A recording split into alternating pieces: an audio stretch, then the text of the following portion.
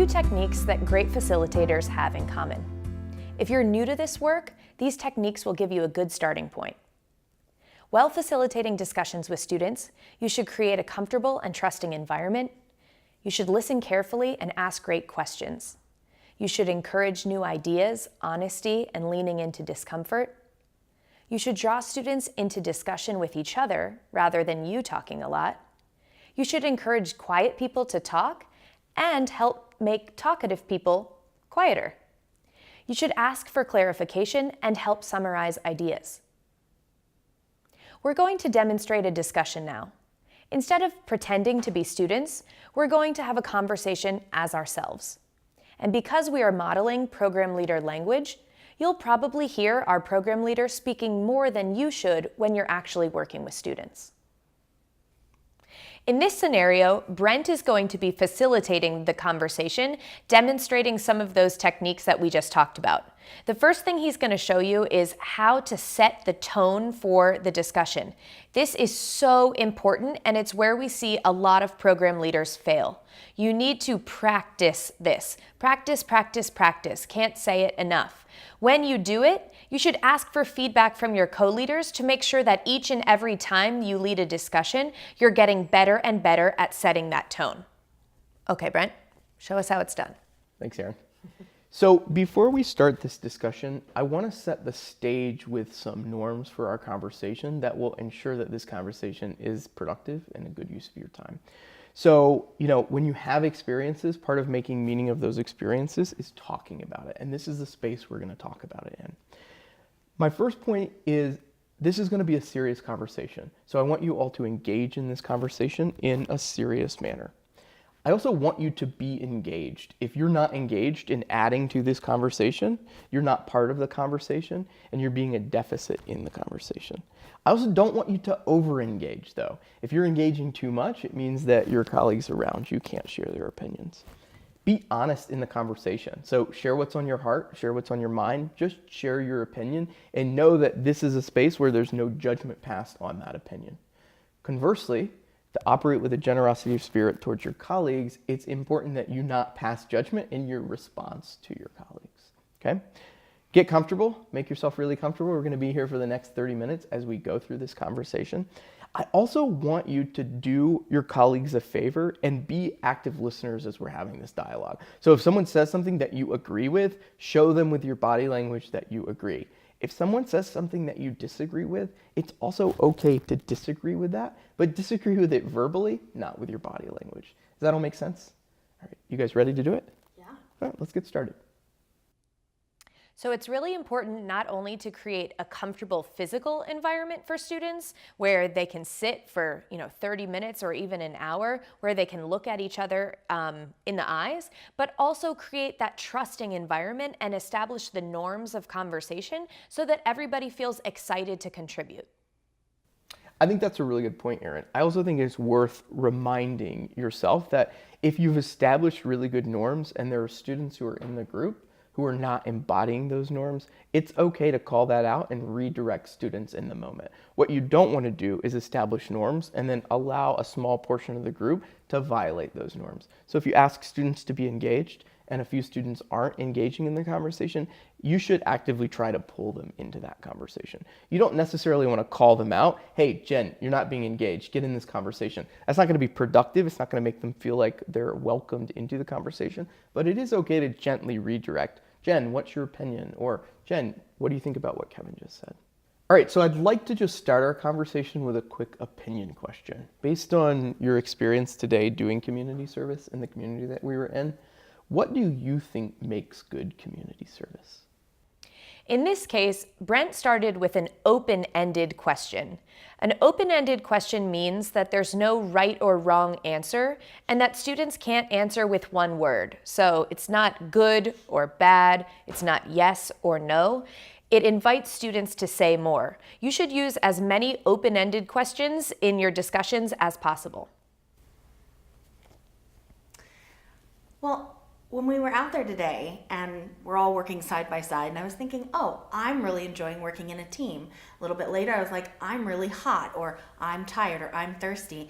And I had to kind of check myself to remember that it's not really about me. It's not whether I'm having a good time or I'm not having a good time. It's that I am working with these people for this one really awesome goal. Yeah, I think it's important that you focus on the community first and what the actual outcome is for them. You know, Right. realizing that, if I don't have something to do constantly, it's not about my sort of enjoyment. It's like, what is the actual benefit to the community? So one thing I hear Kevin saying is that part of good community service is about knowing what the outcome is. Would you agree, Jen? Yeah, definitely. And that the people that you're working for are less important than your own experience in the moment or even the people that you're working with. So Yeah, and it's even more powerful too when that outcome is told to you by a representative of that community or that organization. Just having a program leader say, "Oh, this is what we're trying to achieve," doesn't feel as genuine to me as having, a community member actually come and sort of tell them what the bigger mission of that particular project is. yeah, definitely. That's a good point, Kevin. So outcomes based, so knowing what the outcomes are, and community driven. Absolutely. What do you think, Emily? Yeah, no, I definitely agree with you guys. Tell me more about what you mean when you say you agree. I also like hearing from the community and getting out there and getting dirty. I was just going to interject at this point and say it's okay in the context of discussion with students to interrupt and remind students that they're not having a conversation with you as the facilitator.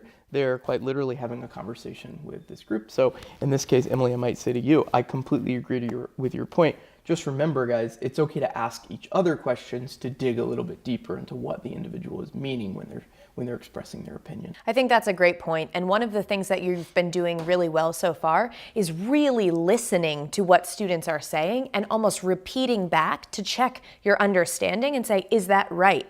And then the student is actually encouraged to add more. Like, yes, that's right, but maybe you misunderstood me. Let me say more. Or, yes, that's right. And then the next student builds on that. And I loved how you engaged Emily because Jen and Kevin were starting to talk amongst themselves and you said, hey, Emily, can we hear from you? And then Emily said something a little bit, a short answer. It was fine. And you asked for more. So in the case when you have a quieter student, it's really important to turn the direction to them, not in a way that might make them feel scared, but just say, hey, do you have anything to share, Emily? And then try to draw as much as you can out from them at that time. And if you have a student who's dominating the conversation, talking too much, that's a really good technique to use to turn the conversation and say, is there anyone else we haven't heard from who wants to contribute? Or does anyone else have any ideas about this? So I thought you were doing great with that. So, Kevin, do you agree with Emily's point around the importance of showing students the bigger picture? And if so, what part of that speaks to you? Yeah, I mean, one of the complaints that we get sort of at the end of the summer occasionally is, people writing in and being curious, like, oh, we didn't finish building that school, like Jen was saying. And, one thing that we've tried to install in our programs is now taking the after action photos, which seems to help students see what their small, portion or contribution to a project actually did end up affecting at the end of the project. And that seems to have helped that sort of issue because it is hard for students to see the bigger picture sometimes. Do you ever share about the community service plans that we set up with the communities? Do you share that with the students, or is that only something you talk about amongst the program leaders? I mean, it's something that we certainly prepare the program leaders to deliver and share to students. I think, I'm not sure what your experience is, but I think we could probably do an even better job of ensuring that it's getting passed down to the students what our sort of, bigger picture 3-year plans are in every community that we visit. I think that would certainly be meaningful and plug them into, sort of the greater understanding of our relationship in that community, that Rustic Pathways is here year over year continuing to connect with the people of this community, that they are part of the Rustic Pathways family as well. So in this case, you saw the conversation naturally flowing between Jen, Kevin, and Emily. Brent did great to just kind of sit back and let the conversation flow. When you're a program leader and students are talking amongst themselves, that's exactly what you want. There's no need to interrupt at that time. So I think those are all really good ideas. I'm interested in hearing now a little bit about what you all think a program leader does on a program to actually achieve that vision of excellent community service. Emily, you want to start us off?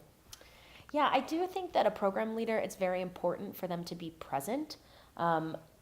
We ask students to be off their cell phones and to be engaged. And I know that sometimes program leaders are getting direction maybe from their program manager or from someone in the community, but it is important to be off your phone and be at service, kind of take care of that work at another time so that you can be there with the students. Yeah, and also contributing to the labor. You know, if it is that type of project, you know, obviously we need some sort of oversight and managerial capacity. It's okay to be roving around, but you should be modeling how to be an active contributor to the project. You know, sometimes just sitting back, you know, it will cause more students to think that that's an appropriate sort of contribution for them to be making. So important. I also think it's important for the program leader to make the connection between what the students are doing here now in this community and then what they're able to do when they go home to their own community. That it's not, well, we only, you know, participate in community service when we go halfway around the world. No, when you get back home, how do you continue to serve that particular community as well? That's a good point. And I don't think that we've done as good a job as we could have in figuring out how to translate that message back to students, like finding other sort of projects that they could be contributing to back in their home community. So typically when you would be working with students, you would let the conversation flow. For this example, I'm going to stop and give it over to Brent to show you how to close a discussion. You're going to want to summarize the ideas that you've heard and then let students know that this is sort of the beginning. I do want to point out that Brent has been really, really great about introducing probing questions, so questions that invite what would be your students, but in this case, our colleagues, to say more and express their opinions, to be honest, to kind of dig into the meat of the discussion, and that's been really great.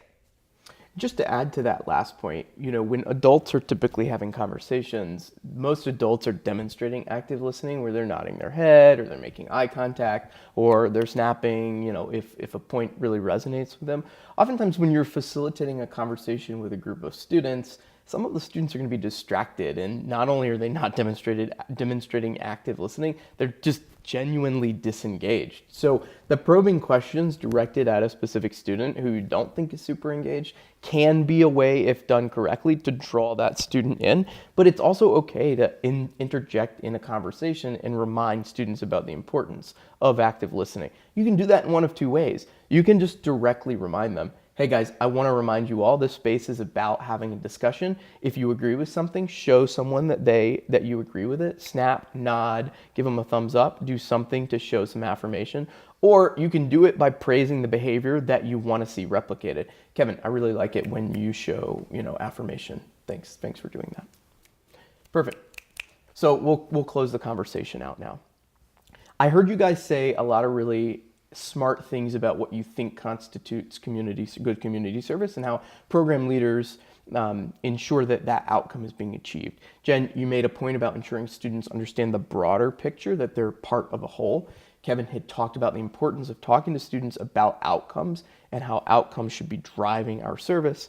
And Emily, you had also agreed with Jen's point around showing students the entire continuum of the service project.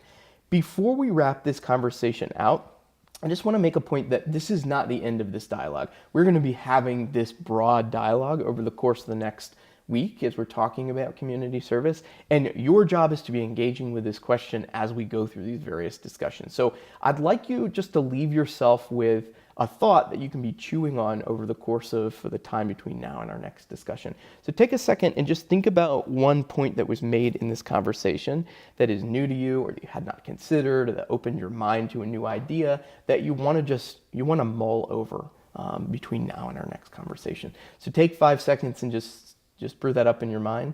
And then I'd love to close the conversation out by letting everyone go around the circle and just share their brief thought. And Jen, I'm going to start with you here in a couple of seconds. I think that was a really great way that Brent closed the discussion. You heard him say that this is just the beginning, and the students will have, well, in this case, our colleagues will have time to continue to think about that idea. And then he asked one more time for participation from everyone. That's a really good technique.